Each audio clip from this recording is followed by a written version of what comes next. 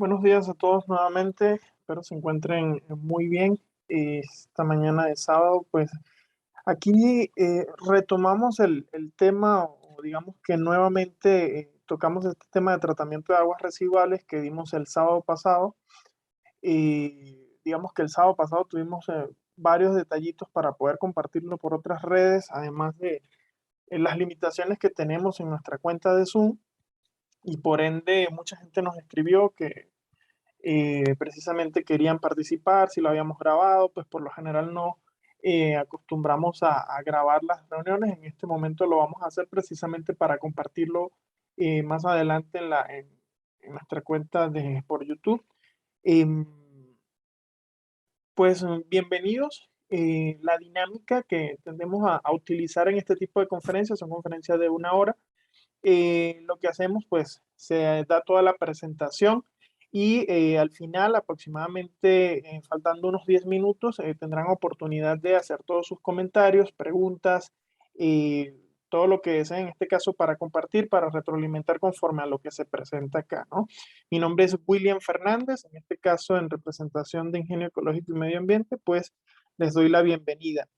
Les voy a pedir que en el chat pueden ir colocando su nombre completo, su correo, de dónde nos acompañan. En conferencias anteriores pues nos han acompañado de diferentes países, no solamente de México. Entonces siempre nos gusta ver en los comentarios de dónde nos acompañan, y además el correo se los pido con la finalidad de que les vamos a compartir tanto información con respecto a esta presentación, algunos links de libros con los cuales contamos, que puedan servir de material de apoyo para ustedes más adelante. Eh, pues además de información, o crear allí un canal con el cual ustedes puedan tener contacto con nosotros, ¿ok? Eh, lo único que tienen que colocar por allí, su nombre completo, correo, de dónde nos acompañan, y si quieren pues colocar algunas expectativas que tengan con respecto a esta conferencia, pues bienvenidas también. Cualquier crítica constructiva también es bienvenida. Precisamente esa es la idea, seguir mejorando en este sentido, ¿sí? Como bien saben, esto forma parte, o esta conferencia forma parte del programa de conferencias gratuitas que estamos ofreciendo, con la finalidad precisamente de darnos a conocer, llegar a ustedes, poder proporcionar material que sea de valor, que puedan utilizar en sus procesos. Como les dije, mi nombre es William Fernández, me presento en una pequeña introducción. Soy ingeniero químico con maestría en ingeniería ambiental. Cuento con ya varios años de experiencia en el área. eh, Actualmente, pues me desempeño como jefe de cumplimiento y regulación ambiental, y aquí pues tienen con la finalidad de poder proporcionarles la mayor información que ustedes puedan, información de valor que ustedes puedan aprovechar en sus procesos, ya sea en su trabajo, ya sea en su educación. Espero que sea de mucho provecho, ¿sí? Vamos a iniciar entonces con la conferencia. Parte del contenido de lo que vamos a hablar acá, pues algunas definiciones y marco legal respecto a todo lo que tiene que ver con el tratamiento de aguas residuales, química básica del agua, algunos tips con respecto a propiedades y todas características físico-químicas del agua. En el punto 3, pues ya específicamente vamos a hablar de algunos parámetros, características físico-químicas y microbiológicas del agua. En el punto 4 vamos a hablar de la composición de los líquidos residuales. También vamos a hablar con respecto a las plantas de tratamiento y la disposición de estas aguas residuales. Ya enfocándonos un poco más en los siguientes puntos, vamos a hablar de tratamientos preliminares, primarios, secundarios, terciarios y nuevas tecnologías. ¿Ok? Em, con respecto a el punto 10, vamos a hablar de algunos documentos entregables en los proyectos de diseño y análisis de sensibilidad. Unos tips muy rápido. Y en el caso de reuso del agua, pues la importancia que tiene actualmente digamos que ya hablar de reuso y cómo está precisamente regulado en México, ¿no?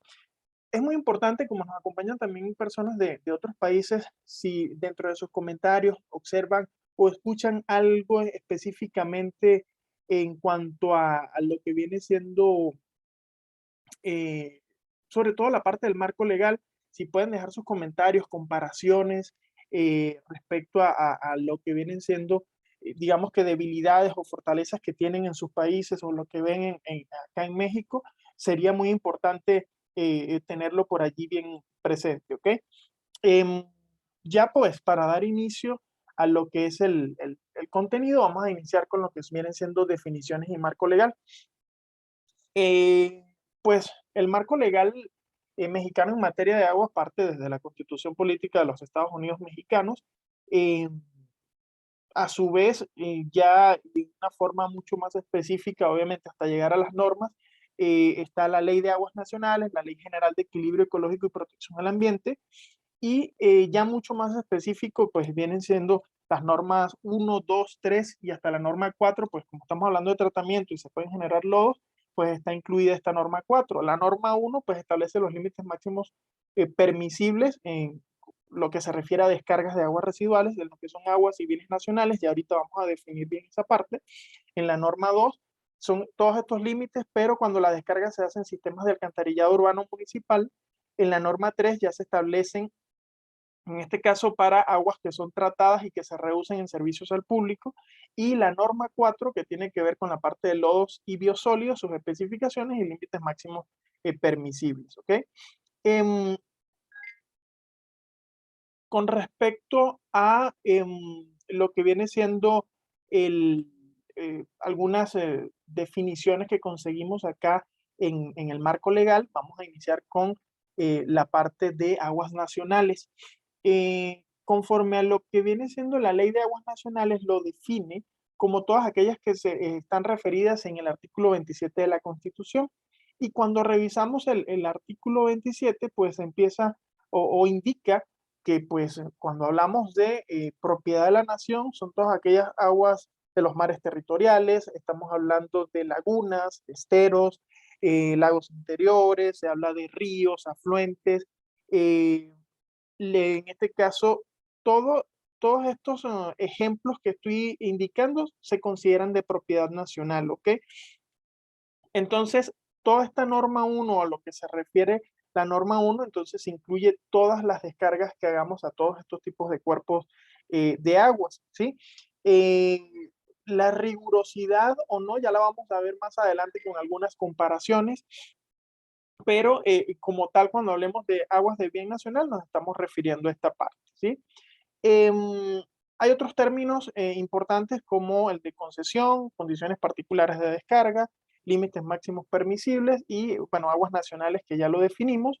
Eh, Comencemos hablando en este caso de aguas residuales, ¿no? Eh, el agua residual, conforme a lo que indica la Ley de Aguas Nacionales, es un agua de composición variada proveniente de descargas pueden ser de uso público urbano, doméstico, industrial, comercial, de servicios, agrícola, pecuario, de las mismas plantas de tratamiento, de cualquier uso que pueda tener o una mezcla de ellos, ¿ok? Entonces, cualquier agua que ya ha tenido un uso, en este caso, no importa en este caso de dónde provenga, si de uso público, urbano, doméstico, industrial, una vez que ya ha sufrido esta transformación, ya se considera entonces un agua residual, incluyendo hasta las aguas que han pasado por un proceso de tratamiento, ¿ok? Eh, Cuando veíamos el término concesión, entonces nos referimos acá a un título que otorga el Ejecutivo a través de lo que es la comisión, acá en México la CONAGUA, o sus organismos de cuenca correspondientes, en los cuales te dan esa autorización para explotar, usar, aprovechar estas aguas de bien nacional. Eh, Puede ser en este caso dirigido a personas físicas o morales de carácter público-privado. Y aquí pues incluyen hay algunas, digamos que excepciones, pero específicamente se refiere a esto. Aquí yo coloco un ejemplo, digamos, una página de parte de lo que viene siendo un título de concesión, pues se especifica en estas primeras partes si es para explotación, ya sea de agua de subsuelo, agua superficial, te indica la cantidad en metros cúbicos anuales que puedes aprovechar, y esto obviamente ya tiene una forma de dar seguimiento o de medición, ¿no? También se pueden incluir en el título de concesión, pues las descargas de aguas residuales y también te deben indicar el volumen, ¿ok? Cuando hablamos de condiciones, límites máximos permisibles, pues son los que aparecen en estas normas que ya les mencioné anteriormente y establece cuál es el límite con el cual puedes, o la concentración o las características que debe tener esa descarga conforme a esos parámetros en particular. Existe otro término que es este que les estoy mostrando acá, que se refiere a lo que son condiciones particulares de descarga. ¿Qué ocurre? Que dependiendo de ciertas zonas, localidades, espacios en específico, hay ciertas condiciones que ya a nivel estatal, municipal o hasta a nivel federal se tienden a considerar en esos parámetros con la finalidad de proteger ya sea ciertos bienes nacionales precisamente, entonces buscando que las descargas no vayan a tener un efecto mayor y que a lo mejor estos límites que establecen las normas 1, 2, 3 y hasta la norma 4 no son suficientes, entonces surgen estas condiciones particulares de descarga con la finalidad de establecer esos parámetros físicos, químicos y biológicos y ya dar un límite máximo que se puede descargar en esas determinadas zonas, ¿ok? Va a depender de la actividad, va a depender de la zona, hay varios factores que son determinantes para poder establecer esas condiciones, ¿ok? Ya por último, cuando hablamos de reuso, según la definición que da la Ley de Aguas Nacionales, pues habla de explotación, uso o aprovechamiento de aguas residuales con o sin tratamiento, es decir, voy a utilizar esa agua que ya ha tenido un primer uso y lo voy a aprovechar en algún otro servicio público, puede ser riego, puede ser reutilizarlo, no sé, en algún equipo de proceso, pero obviamente ya la norma 3, que es la que les mencioné aquí en el marco legal, tiene ciertas especificaciones que deben cumplirse y va a depender de la actividad o del tipo de uso que se le vaya a dar. ¿Okay? Quedando claro esta parte entre lo que son las definiciones y lo que viene siendo parte del marco legal de una forma muy básica, vamos a entrar entonces en lo que es el punto 2, que viene siendo la química básica del agua. Vemos que el agua está conformada por una molécula que tiene un átomo de oxígeno, dos átomos de hidrógeno, estos están unidos mediante enlace covalente, a su vez pues tienen cierto ángulo que le da ciertas características porque ese ángulo de 104.5 grados que hace que se separen, en este caso los átomos de hidrógeno, por la repulsión que puede existir entre estos electrones, hace que tiende a formar estructuras tetraédricas casi perfectas, así como las del metano, por ejemplo. Una característica que tiene el agua, pues que se puede disociar en sus moléculas, ya sean sus iones hidronios o iones hidroxilos, dependiendo de las características de las soluciones en las cuales donde se encuentre. Algunas propiedades físicas y químicas antes de entrar en sus características físico-químicas que van a ser de nuestro interés para cuando hablamos de tratamiento de aguas residuales, pues aquí hablamos de su conductividad, en este caso su tensión superficial, el calor específico, su pH, densidad, en este caso su punto de fusión y de ebullición, y cómo todos están relacionados con estas características que yo les mencionaba anteriormente, por ejemplo, el ángulo, las formas tetraédricas que puede generar. El agua es considerado una molécula polar porque el oxígeno tiene dos pares de electrones libres, como pueden observar acá en la figura, lo cual le dan una, digamos, una polaridad algo amplia debido a que este extremo se comporta como un extremo muy negativo, como pueden observar en esta parte, y los hidrógenos como una, digamos, que forma esa carga parcial positiva. Entonces, esa diferencia de cargas hace que se dé una atracción que se le denomina puente de hidrógeno y ese es el que determina sus características físico-químicas, hablemos de punto de ebullición, su punto de fusión. Obviamente vemos que para hacer una molécula con una masa molar muy baja, tiene un punto de ebullición bastante alto, hablamos de 100 grados Celsius aproximadamente, un punto de fusión de 0 grados Celsius, pero que esa perfección en las moléculas o en la forma en que se organiza se debe también a la estructura tetraédrica que observamos acá. Además, ese momento dipolar o esa polaridad que tiene la molécula le da mucha facilidad para disociar sales. Vemos que la parte positiva de estas sales puede ser, digamos que disociada por la parte negativa la molécula y asimismo la parte positiva a los iones o a los aniones, en este caso de estas sales. Entonces, estas características le dan cierta, muchas bondades al agua, lo cual lo hace el solvente universal, pero con una pequeña proporción de ciertos contaminantes, pues obviamente hace que sus características sean ofensivas y pueden ser hasta peligrosas y por ende el cuidado que debemos tener y la importancia en el marco legal de ser muy riguroso en las características físico-químicas de este, digamos, de este elemento, ¿no? Eh, por ende, pasamos al punto 3, que tiene que ver precisamente con estas características físico-químicas y microbiológicas, de las cuales debemos estar muy pendientes. Hablemos acá de temperatura, turbiedad, color, olor, qué características, o digamos que qué importancia tienen cada uno de estos parámetros. Aquí a grosso modo les comento. En el caso de la temperatura, fíjense, para los procesos de tratamiento como tal, pues tiene vital importancia. La temperatura es determinante para procesos biológicos, por ejemplo, en los cuales ciertos microorganismos únicamente pueden eh, reaccionar o en este caso consumir ciertos sustratos a ciertas temperaturas, por encima o por debajo de esas temperaturas, esos rangos de temperaturas a los cuales pueden trabajar eficientemente, entonces se puede ver afectado el proceso biológico, proceso secundario que vamos a ver más adelante. Por ende, la temperatura para nuestros procesos de tratamiento pues es de vital importancia. Segundo, en el caso de la descarga, la temperatura, ¿qué efecto puede tener? Si, por ejemplo, hay procesos,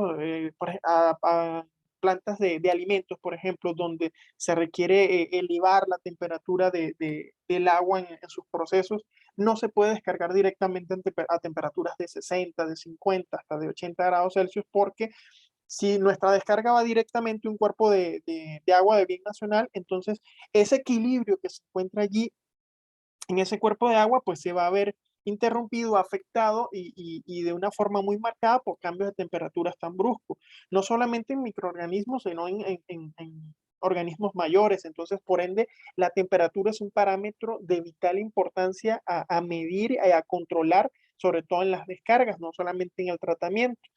Eh, Actualmente, esperando en este caso la publicación de la modificación de la norma 1 de la Semarnat, actualmente se mantiene una temperatura de descarga para cualquier tipo de cuerpo de agua que se vaya a descargar de 40 grados Celsius, pero la modificación ya indica que va a ser de 35 grados para todos los cuerpos de agua. Hubo también modificaciones en este caso en los tipos de descarga.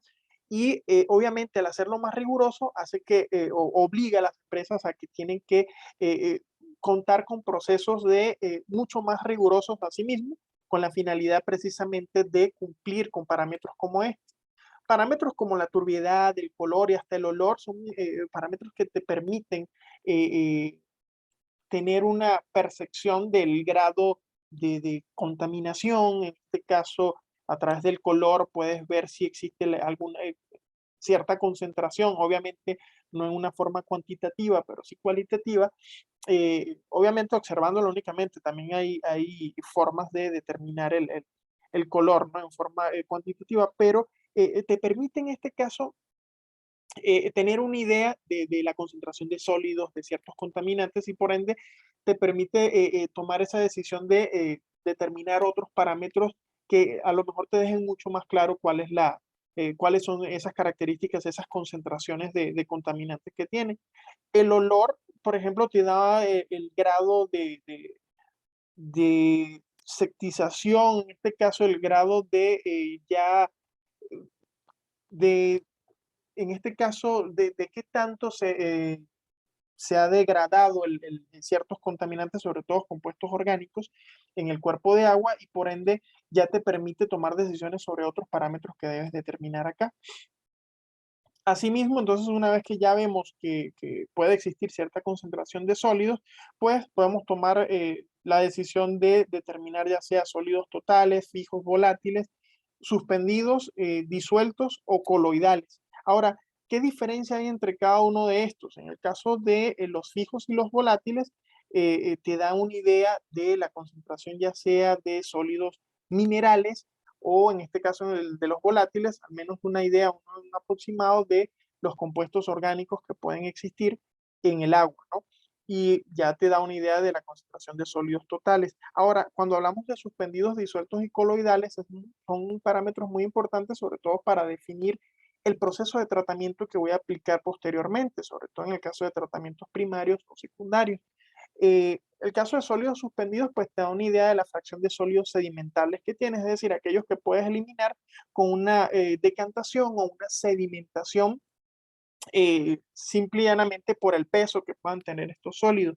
Ahora, si existen sólidos coloidales, obviamente por tener un tamaño menor, no con mucha facilidad lo vas a eliminar únicamente con una sedimentación y por ende ya tienes que tomar la decisión de aplicar ciertos químicos como coagulantes, floculantes que te permitan precisamente aglomerar estos sólidos, aumentar el tamaño precisamente a través de esta aglomeración y posteriormente a través de una sedimentación poder lograr esa separación.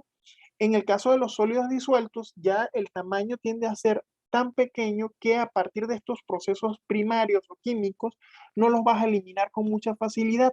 Por ende, ya el caso de la concentración de sólidos disueltos te permite a ti decidir si debes aplicar algún tipo de tratamiento biológico en el cual estos sólidos sí se pueden eliminar, obviamente en procesos que son mucho más complejos, pero que tienden a ser eficientes para eliminar este tipo de sólidos. Existen otros parámetros, por ejemplo, como la acidez o la alcalinidad. El grado de acidez o alcalinidad lo podemos determinar a través del pH, eh, un factor o un parámetro de mucha importancia también porque el pH determina la eficiencia de ciertos procesos biológicos.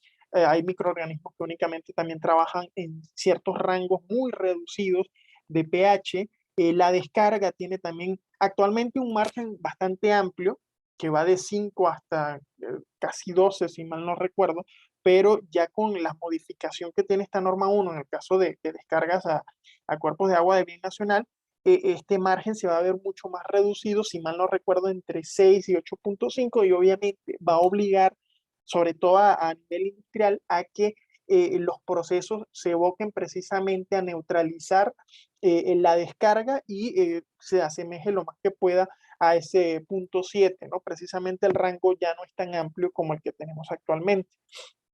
En el caso de cloruros y fosfatos, pues también son de gran importancia, sobre todo para determinar la eficiencia que pueden tener algunos de estos procesos. ¿Qué tipo de ensayo debo aplicar? Por ejemplo, en el caso de microbiológicos, el caso de los cloruros es muy importante. En el caso de los fosfatos, pues puede terminar en conjunto con el nitrógeno. Los fosfatos son determinantes para la formación de algas en cuerpos de agua, por ejemplo, como ríos y hasta en los mismos procesos que tenemos. Entonces, obviamente es importante determinar esa concentración para proponer ya sea procesos anaeróbicos, anóxicos que nos permitan eliminar esta concentración de fósforo o esta concentración de nitrógeno, que es la que vemos a continuación, en el cual este nitrógeno podemos determinarlo a través de nitrógeno total, amoniacal, o también muy importante a través de esta forma reducida como viene siendo, perdón, la de nitratos y nitritos, ¿ok? Muy contaminantes también a partir de muy bajas concentraciones. El caso del nitrógeno, pues como materia orgánica, en este caso puede ver eh, digamos que ha afectado la concentración de oxígeno disuelto en el cuerpo de agua y en el caso de nitritos y nitratos que se generan precisamente de estos procesos biológicos donde hay algunos que tienen un alto grado de nitrificación, pues es muy importante también conocer su concentración para poder proponer tratamientos que permitan eliminar hasta estos tipos de compuestos, ¿sí? Em, para hablar ya, empecé con el nitrógeno hablando de materia orgánica, pero precisamente la concentración de materia orgánica la determinamos a partir de lo que es la demanda bioquímica de oxígeno y la demanda química de oxígeno. Actualmente, pues la DBO viene siendo el parámetro de mayor importancia en la determinación, precisamente como les comento, de el grado de materia orgánica contenida en esa muestra de agua. Una de las modificaciones que se está proponiendo en la norma es precisamente eliminar este parámetro. Pueden existir diferentes razones por las cuales la propuesta vaya enfocada en ese sentido. Digamos que, por ejemplo, el tiempo de que tarda el ensayo, por ejemplo, que es de 5 días, pero es un parámetro, a mi parecer, de vital importancia desde para el diseño de las plantas de tratamiento, pues este te da digamos que el grado de remoción que tú quieres alcanzar de un punto a otro y por ende eliminar el parámetro de lleno, pues va a ser muy difícil, a pesar de que ya no va a ser una obligación en tus reportes, pues para los diseños, va a ser de vital importancia. La relación entre estos dos, lo que viene siendo DBO y DQO, pues determina precisamente ese criterio de biodegradabilidad que te permite también tomar decisiones en cuanto a si debo aplicar procesos biológicos o no. Es un factor importante también para determinar el grado de materia orgánica. Está el parámetro carbono orgánico total, que sí aparece en esta modificación de la norma 1 y va a ser, digamos que, un parámetro muy importante más adelante, ¿sí? Em, la concentración de oxígeno disuelto pues se ve afectada por el contenido de materia orgánica que puede estar presente. En este ejemplo podemos notar cómo puede ir afectando esa disminución en la concentración de oxígeno disuelto, no solamente en organismos mayores, sino también en microorganismos. eh, y esto únicamente con un aumento brusco en la concentración de materia orgánica, representado acá como DBO, vemos cómo hay un cambio radical y muy marcado en la concentración de oxígeno que en forma natural pues podría tardar mucho en equilibrarse y por ende vemos que la importancia o el efecto que pueden tener nuestros procesos cuando descargamos altos contenidos de materia orgánica en esos vertidos sobre la concentración de oxígeno disuelto, ¿sí? Un parámetro que surge en esta modificación de la norma 1, pues es el término toxicidad aguda o como parámetro. Se va a determinar dependiendo de la conductividad a partir de Daphne magna, a partir de Vibrio fischeri o de organismos como la Artemia sp. Aquí cuando se habla que a partir de estos organismos lo que se hace es determinar una concentración vamos a decir que letal, lo que se llama CD50, y en función de esa concentración se determinan las unidades de toxicidad, que para esta modificación de la norma va a ser de 5 unidades. Digamos que la filosofía o el parámetro que se busca determinar acá, o lo que el objetivo es precisamente a través de esta toxicidad determinar el grado de contaminación que puede tener el cuerpo de agua, ¿sí? Es un parámetro que surge nuevo acá para esta modificación, pero que pues ya se viene trabajando desde hace mucho en los laboratorios a nivel nacional y pues tendríamos que ver a nivel Latinoamérica cómo se viene manejando este tipo, ¿no? Em, ya hablar de microorganismos acá o de propiedades microbiológicas, pues estos organismos son responsables de enfermedades como fiebre tifoidea, cólera, hepatitis infecciosa. Entonces, es muy importante. Actualmente se determina a través de lo que son coliformes totales y fecales, pero la modificación de la norma ya te exige, dependiendo de la conductividad de la muestra de agua, que se haga a través de Escherichia coli o de enterococos fecales. Muy importante tenerlo presente porque va a ser vital, sobre todo a la hora de tomar la decisión por qué método, por qué parámetro se va a determinar esa concentración, ¿sí? Fíjense que ya vamos a lo que es el punto 4. Ya hablamos de la química del agua, hablamos de sus características físico-químicas y lo cual lo puede hacer ofensiva en una descarga.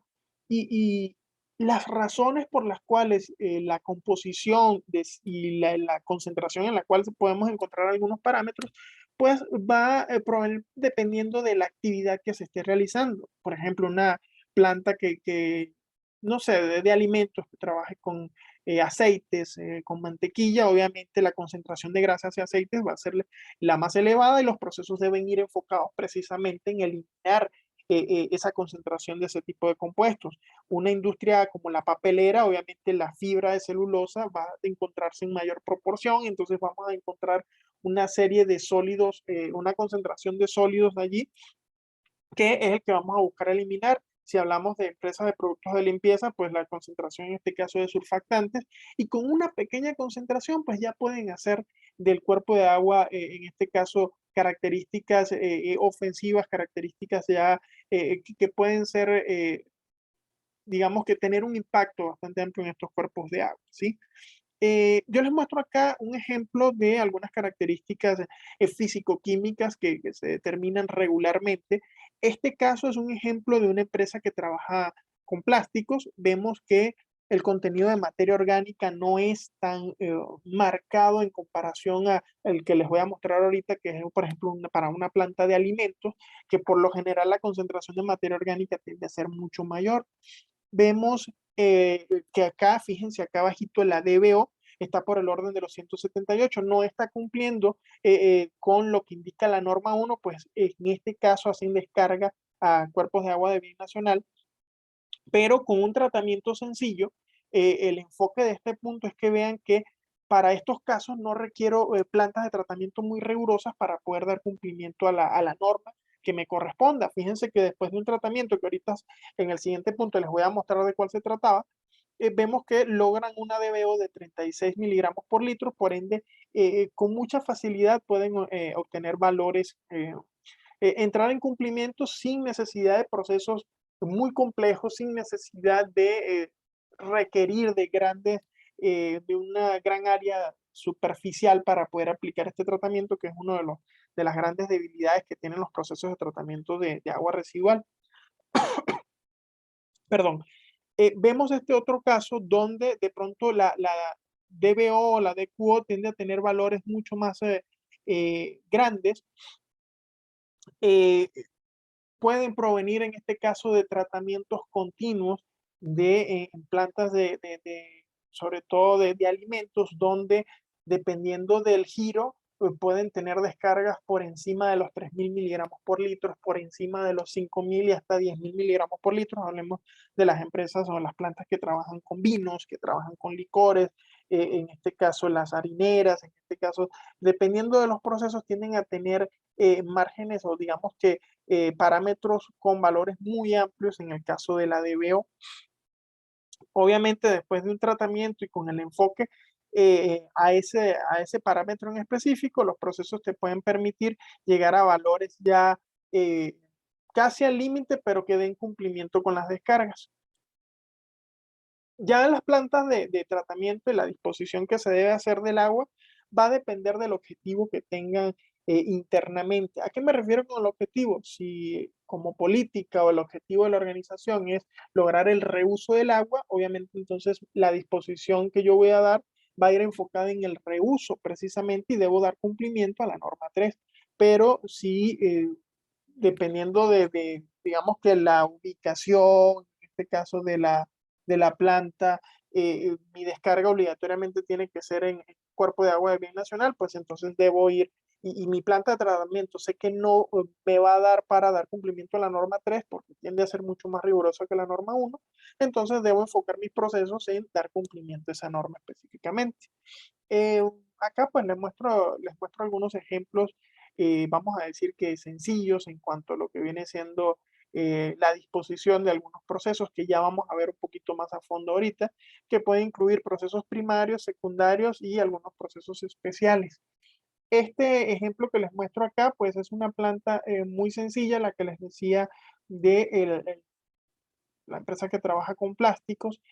Acá pues aplica desde filtros, tratamientos biológicos aerobios, aplica, tiene un tanque de igualación, que pues vamos a hablar un poquito ahorita respecto a ello. Ven o pueden notar que el área superficial no es muy amplia, pero también veíamos que los requerimientos como tal para reducción de materia orgánica tampoco eran muy complejos. Por ende, la planta de tratamiento no requiere un gran tamaño para poder aplicarlo. Los cálculos obviamente dependen de esa concentración de materia orgánica, depende de la concentración de sólidos, depende de las características como pH, temperatura, cuáles son los procesos que vamos a aplicar. Ahora, si hablamos de requerimientos mucho más amplios a nivel municipal, obviamente las plantas de tratamiento tienden a tener dimensiones muy grandes. Fíjense que esto es una vista aérea de una planta de tratamientos de todas las aguas municipales. Eh, eh, Aquí podemos ver procesos primarios, clarificadores, podemos ver procesos ya finales como la desinfección a través de la aplicación de cloro. Vemos sistemas de sedimentación, procesos biológicos como reactores anaeróbicos, aerobios. Entonces vemos que la complejidad obviamente va a depender de esos parámetros que veíamos en el punto 3, de esas características físico-químicas son las que determinan el nivel, el grado de tratamiento y además la complejidad que van a tener nuestros procesos. ¿Sí? Ya hablando mucho más específicamente de los procesos, pues nos vamos a encontrar con tratamientos preliminares. Hablemos acá, por ejemplo, de lo que son las rejillas, los sedazos, las rejas, las cuales me permiten, sobre todo a nivel de aguas municipales, donde pueden venir mezclados con el agua un sinfín de objetos de gran volumen. Hablemos de rocas, de ramas, con la finalidad de evitar dañar tus procesos de bombeo, tus equipos posteriores o aguas eh, en este caso de equipos que vienen posteriormente, es muy importante utilizar rejas o rejillas con la finalidad de eliminar estos sólidos. Ahora, si debo utilizar rejas gruesas, medianas, rejillas o sedazos, va a depender primero del volumen de sólidos que quiero separar. Si ya yo tengo una idea de cuál va a ser ese volumen por millón de litros de agua, entonces ya yo empiezo a determinar la separación entre mis barras, qué características va a tener la barra, el grosor, en este caso la forma, porque hasta el hecho de que escojas una forma en específico, fíjense acá en la imagen, va a tener factores que van a determinar con mucha mayor claridad el grado de remoción que vas a tener de estos sólidos, va a determinar también las caídas o las pérdidas de carga que va a tener el flujo con el que está llegando el agua para poder determinar las características del canal. El ángulo también es determinante en el caso de la rejilla, entonces obviamente son factores muy importantes en este tipo de tratamientos preliminares. Existen pues otros, digamos que la frecuencia con la que vas a eliminar estos sólidos que tú vayas reteniendo ahí en las rejas o rejillas, va a depender del volumen. Si por ejemplo yo diariamente nada más son 20 litros aprox de sólidos lo que estoy separando, pues no requiere un sistema mecánico como el que les estoy mostrando acá, pues sería un gasto mayor para lo que requiero, ¿no? Pero si ya mis volúmenes, en este caso de sólidos que voy a separar es muy grande, ya no me va a dar abasto hacerlo en forma manual y por ende tengo que optar por procesos mecánicos. Existen otros tratamientos preliminares como los trituradores y va a depender entonces de cada uno de los procesos que se apliquen. Por ejemplo, hay procesos donde la concentración de sólidos, pero en este caso estos sólidos tienden a ser rocas que no vienen ni siquiera, ya sea, obviamente puede venir una cierta concentración disuelta, pero que son difíciles de romper. Primero debo aplicar estos trituradores porque si no me puede afectar los sistemas de bombeo. Entonces, también deben incluirse este tipo de equipos en mis procesos, ¿no? En los preliminares. Eh, Hay uno preliminar que no estoy mencionando acá, pero sí es muy importante, me lo preguntaron la semana pasada. Dependiendo de las variaciones de caudal, hay lo que denominan el tanque de igualación, el cual puede venir con sistemas de mezclado y todo esto, pero el tanque de igualación lo que busca es precisamente que sea el primero donde se va captando el agua que va llegando al sistema de tratamiento y te permite compensar esas diferencias o esas variaciones en el caudal que se puede presentar en el proceso de, digamos que en los flujos que van entrando a tu sistema de tratamiento. Procesos primarios, ¿cuáles podemos conseguir? Flotación, floculación, coagulación, sedimentación, neutralización, precipitación, emulsificación o reacciones de oxidorreducción. Algunos procesos pueden ser físico-químicos, otros pueden requerir reactores, en este caso ya sea de mezcla lenta o de mezcla rápida, va a depender del proceso como tal.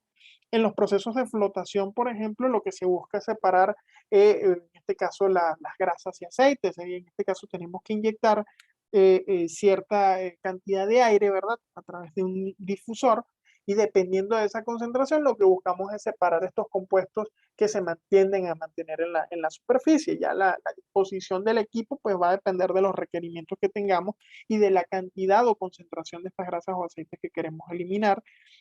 Muchas veces estos procesos de flotación, esa inyección de cierta cantidad de aire te permite eliminar cierto grado en muy poca proporción, pero cierta concentración de materia orgánica allí que se puede encontrar disuelta precisamente por la inyección, que se puede dar procesos aerobios del tipo biológico, pero es muy bajo, ¿ok? En comparación a lo que vamos a ver más adelante.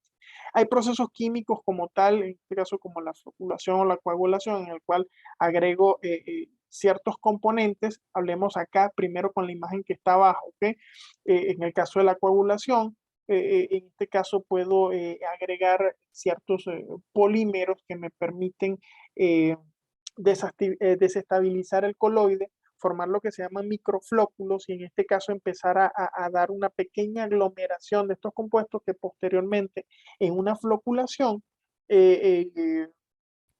puedo formar estos macroflóculos que van a tener un peso mayor y que en posteriores procesos como el de sedimentación puedo separar como un lodo. Este sólido ya que se forma lo puedo separar como un sólido, en este caso como un lodo químico.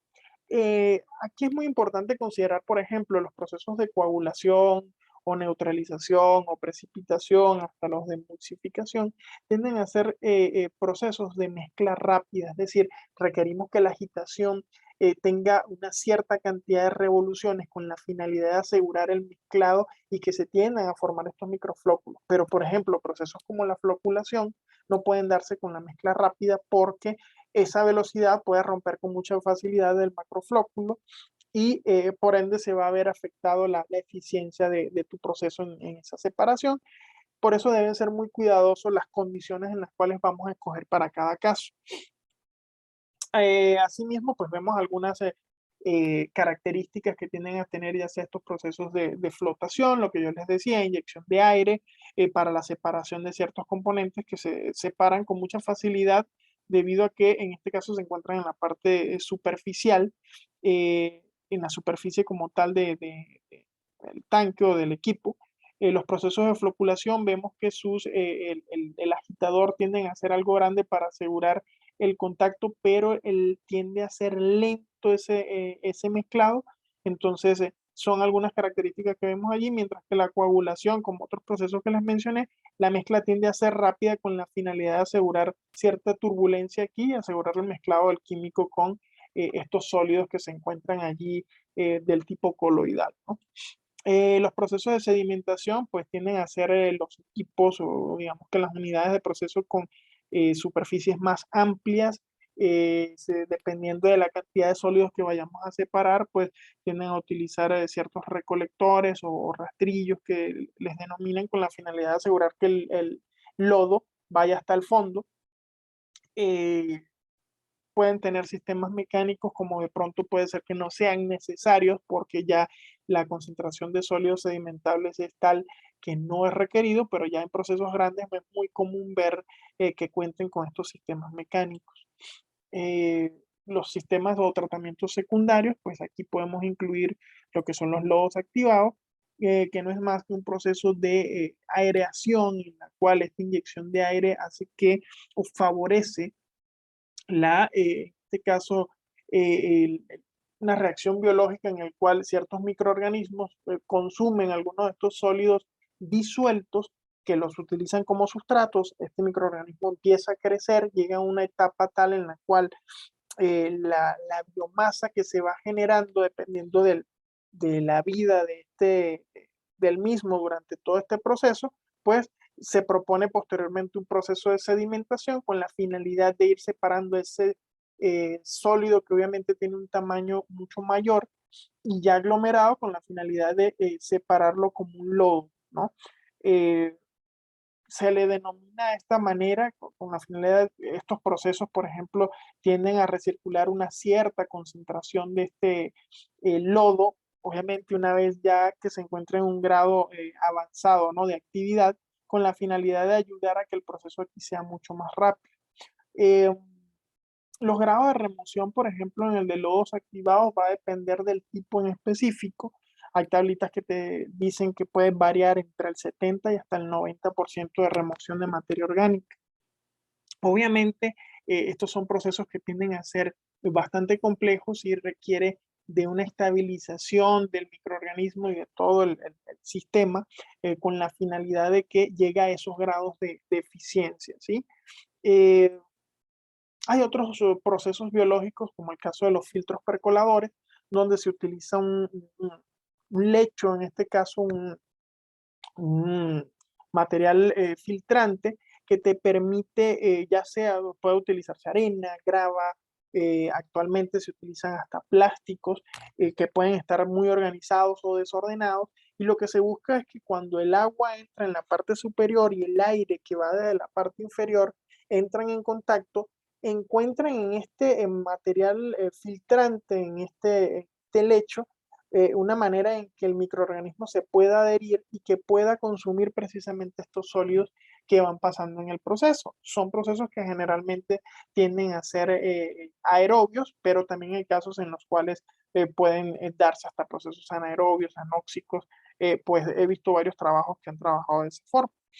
El caso de los biodiscos, digamos que uno de los también muy eficientes y sobre todo cuando se utilizan en conjunto con procesos de lodos activados, pueden tender en conjunto a tener eficiencias que superan hasta el 98% de remoción, 99% de remoción, obviamente bien aplicado al proceso y bien estabilizado todo el microorganismo. Aquí podemos ver que el lecho donde se pueden adherir los microorganismos está constantemente en movimiento y no todo el tiempo están en contacto con el agua, simplemente que con el movimiento pueden encontrar unas fases o unas etapas que pueden ser anaerobias y cuando salen entran en contacto con el aire. Esta dualidad permite esos altos grados de eficiencia. Ahora, determinar el tamaño que van a tener estos equipos ya son equipos generalmente ya comerciales en los cuales nosotros lo que buscamos determinar es el área de soporte que requiero y está relacionado precisamente a esa carga orgánica. En estos procesos de biodiscos se pueden eliminar no solamente materia orgánica como el carbono o parámetros como DBO, reducirlos, sino también el de nitrógeno porque se da un alto grado de nitrificación en el cual el nitrógeno presente en forma amoniacal se puede transformar en nitratos y nitritos que obligan a que tienes que optar por procesos, recircular a procesos eh, anóxicos, a procesos anaerobios, con la finalidad de reducir esa pequeña concentración de nitratos y nitritos que se pueden formar a partir de estos procesos. Ya el tamaño, pues obviamente va a depender del área de soporte que tú requieras y requiere de ciertos cálculos para poder determinar precisamente esas dimensiones, ¿no? Tienden a ser equipos costosos, eso sí, pero con altos grados de eficiencia. Por último, pues tenemos lo que son tratamientos terciarios y nuevas tecnologías. Hablemos de terciarios o finales, acá la desinfección puede ser a través del uso ultravioleta, muy comúnmente o debido al alto costo que pueden tener estos procesos que menciono, se utiliza, por ejemplo, la desinfección con hipoclorito de sodio, en el cual se hace pasar por canales, en el cual si entra, empieza a pasar por todos estos canales para poder entrar en contacto con el hipoclorito hasta salir y ya se supone que en este punto se ha reducido un margen bastante amplio y que dé cumplimiento con las normas de todos estos microorganismos que pueden tener estas características infecciosas, ¿no? Em, hay algunas tecnologías especiales, se los mencionaba ahorita, por ejemplo, para remoción de fósforo y nitrógeno, que constan o en este caso eh, requieren de procesos anaerobios y anóxicos. En estos procesos se puede dar una pequeña reducción de la cantidad de materia orgánica como el carbono, pero en realidad van enfocados precisamente a la remoción del fósforo y del nitrógeno. En estos procesos se pueden generar gases como metano, dióxido de carbono, que deben contar con sistemas de captación, si es posible, de tratamiento, con la finalidad de no generar otro tipo de contaminación porque puede tener un alto grado, por ejemplo, de sulfuro de hidrógeno, el cual es un gas bastante peligroso. Entonces, son procesos que se deben considerar, pero que deben tener ciertas características. Su mezclado debe ser muy lento para evitar que se vaya a formar, por ejemplo, aire con mucha facilidad. Entonces, pues son procesos de bastante cuidado y que deben ser considerados, sobre todo cuando hay altos grados de nitrificación, ¿sí?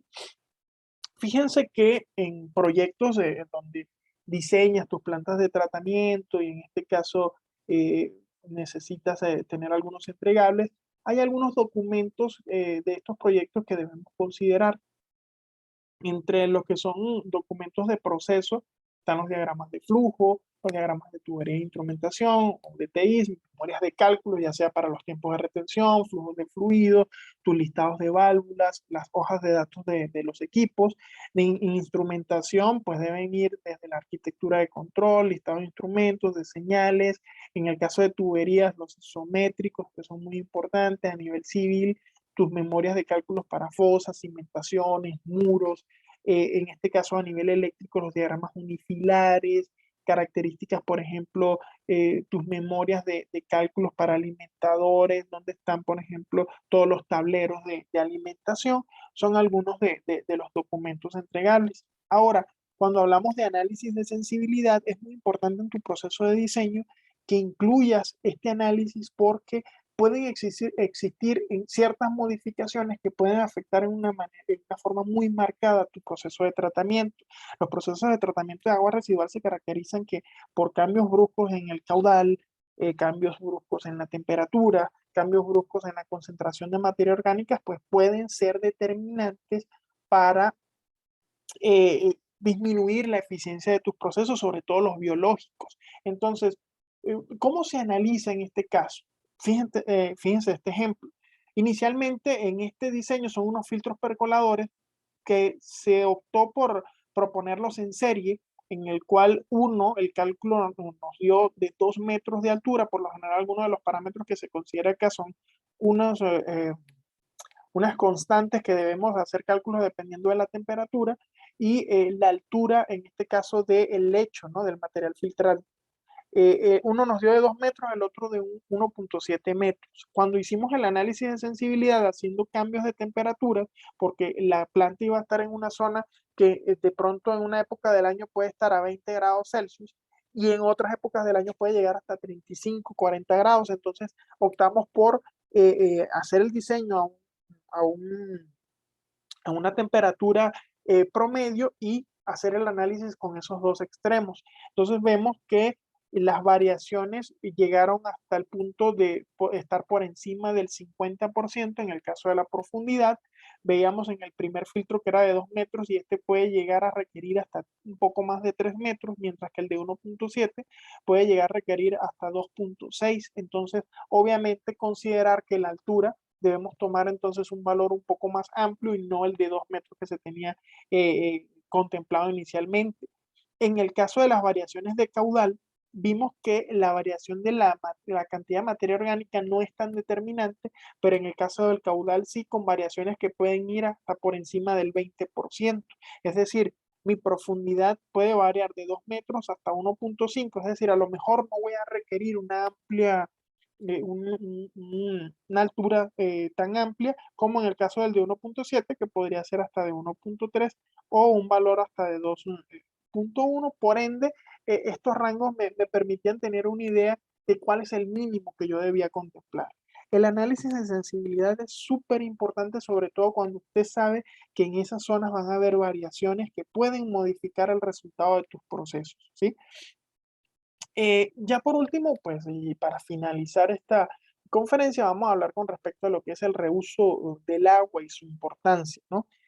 Muchos de los procesos que tenemos actualmente dentro del sector industrial, sobre todo que viene siendo el que genera el mayor margen de contaminación, eh, de por sí que presenta muchas deficiencias, muchas veces ni siquiera cumplen con las normas que regularmente deberían cumplir y cuando lo logran, surgen modificaciones como las que vemos actualmente en la norma 1, lo cual los obliga a hacer que sus procesos, sus tratamientos sean mucho más rigurosos, precisamente buscando dar cumplimiento a estas normas. Pero si hablamos en realidad de lograr un aprovechamiento total del recurso, aquí deberíamos hablar de reuso.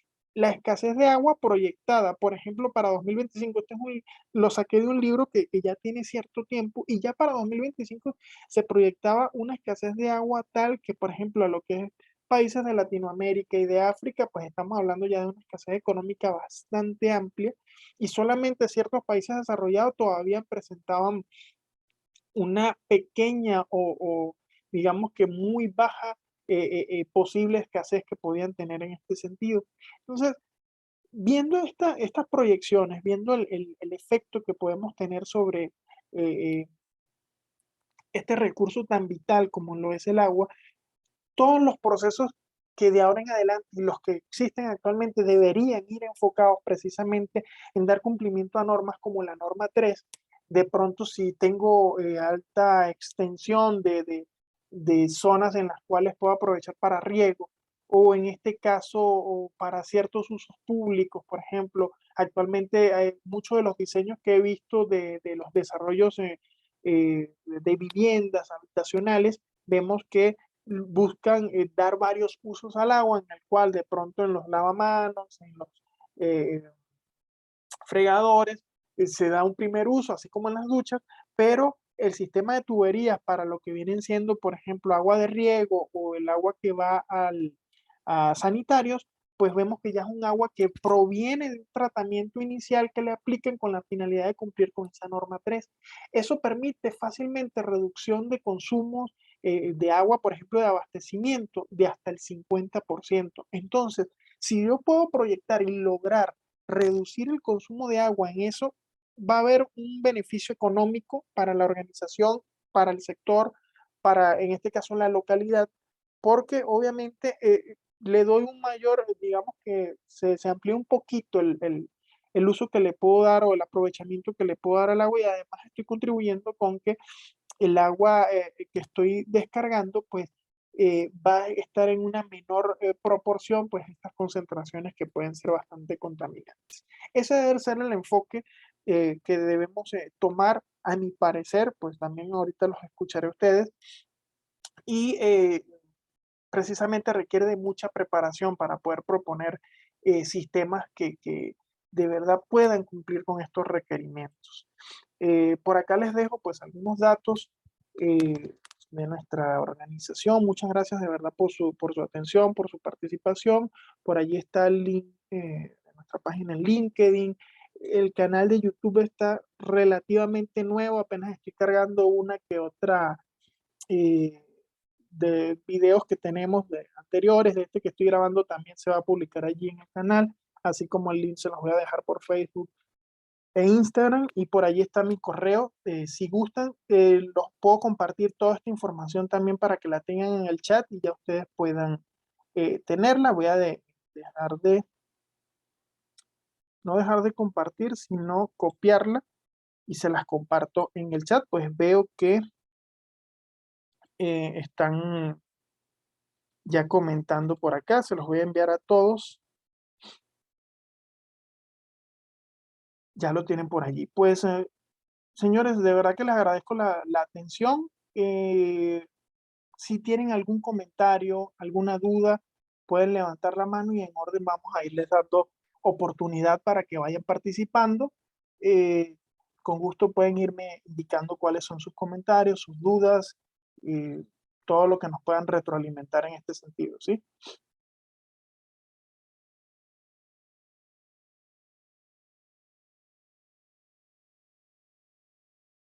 ¿Hay algún comentario? Con respecto a las dudas que tienen del material, con gusto, dejen su correo por acá, les indiqué, coloquen su nombre, correo, de dónde nos acompañan, y en esos correos yo siempre los tomo y envío tanto el material en PDF, la presentación, envío algunos links para que descarguen libros, nuestros links en este caso para que nos conozcan un poquito más. Aquí veo que ya nos han estado compartiendo algunos de sus correos.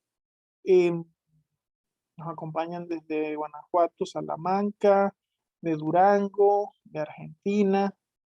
Siempre nos acompañan de Argentina. Muchas gracias. Veo que ya dejaron sus correos. No sé si tienen algún comentario. Pueden activar su micrófono. Con gusto los escucho. William, saludos a Samuel Pérez de Perú. Hola Samuel. Qué bueno que pudieras participar. ¿Dejaste por allí tu correo? ¿Alguna duda? ¿Algún comentario? Un comentario nada más. En comparación con ustedes, por ejemplo, hablas de los LMP. Nosotros acá, dependiendo a dónde se vierten el agua tratada, este, los parámetros son los BMA, que son valores máximos admisibles. Eso es para cuando se va a vertir en alcantarillados y son fiscalizados por las entidades prestadoras de servicios de saneamiento. Eh, los LMP se utilizan mucho cuando son tratamientos de aguas eh, que son prácticamente aguas residuales de corporaciones, industrias, y va entre los LMP y el ECA, que es también una, eh, la forma, ¿no? En que se tienen que cumplir más parámetros, que es mucho más estricto, que cumplir para, vertir esas aguas tratadas a cuerpos, como ríos, ¿no? En cuencas, este, y se utiliza más ese. Es más estricto, los parámetros que cumplir son muchos más que los LMP y los BMA, y la verdad que en cuestiones de tratamiento, las empresas se cuidan mucho de poder trabajar para los ECA, porque sí o sí los procesos son bien complejos. Claro, no te entiendo totalmente. Pero fíjate que tú comentas el hecho de que existen los límites máximos permisibles, pues sí, pero no son muy generales, no te creas que también sí se toma en consideración. Yo les hablaba en esta parte de definiciones y marco legal de lo que eran o lo que se denomina acá condiciones particulares de descarga. ¿Qué ocurre? Que dependiendo del tipo de industria, de la localidad, si hay algún parámetro en específico que pueda estar afectando tus procesos o en este caso ciertos cuerpos de agua que están protegiendo, obviamente determinan que determinados sectores de la industria deben contar con esas condiciones particulares y cuando dan concesiones, permisos, contratos, los obligan y quedan establecidos allí entre los condicionantes. No me vas a cumplir con me vas a cumplir con lo que indica la norma 1 o 2, dependiendo de la que te aplique, pero además me vas a incluir estos parámetros como condiciones particulares de descarga. De pronto pueden ser 2, de pronto pueden ser 7, de pronto pueden ser todos y te dicen, no, es que no me vas a cumplir con 150 miligramos por litro, me tienes que cumplir con 100 miligramos por litro de DBO porque, o de nitrógeno, no son 70, no, tienes que cumplir con 30 porque tú estás descargando un cuerpo de agua que estamos protegiendo y no puedes pasarte de esta concentración. Entonces, las condiciones particulares de descarga son determinantes dependiendo del tipo de industria, dependiendo de la localidad, dependiendo de los requerimientos específicos que se requieran cumplir precisamente en ese bien nacional. ¿Okay? Entonces es muy similar a lo que tú me mencionas, pero simplemente a lo mejor ustedes lo denominan de otra forma. Por eso era que yo les decía, si hay alguna diferencia que noten allí, es muy importante que lo comenten, pues esto nos permite ver dónde tenemos áreas de oportunidad, dónde de pronto estamos mucho mejor y es un ejemplo que podemos tomar para poder proponerlo precisamente, pero pues está bastante interesante. Muchas gracias por tu participación. Saludos, William. Hasta luego. Gracias, igual. ¿Alguien más que quiera compartirnos sus ideas, sus comentarios, alguna duda?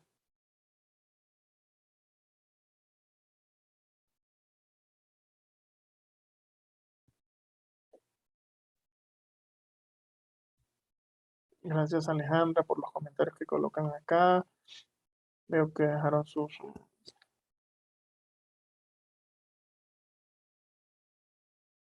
Vi que nos acompañan desde Uruguay, está Valeria desde Colombia, Diego, Argentina, Verónica. Pues muchas gracias a todos por participar. Si veo que no existen más dudas, En el link que les dejé por allí está nuestra página en LinkedIn, están nuestras redes, tanto en Facebook, Instagram.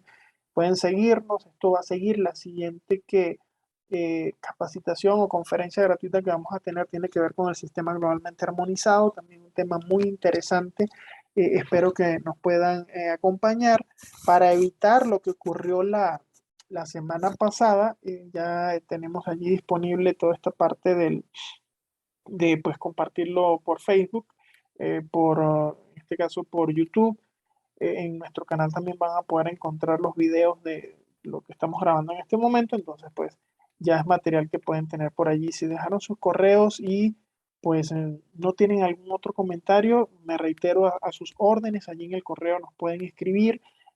Toda duda que tengan, cualquier comentario, pues estamos a sus órdenes. A la pregunta que me está haciendo Alejandro, sí, sí lo hago. Cualquier duda, apoyo que requieras en ese sentido, puedes escribirme al correo y con gusto te apoyamos en ese sentido.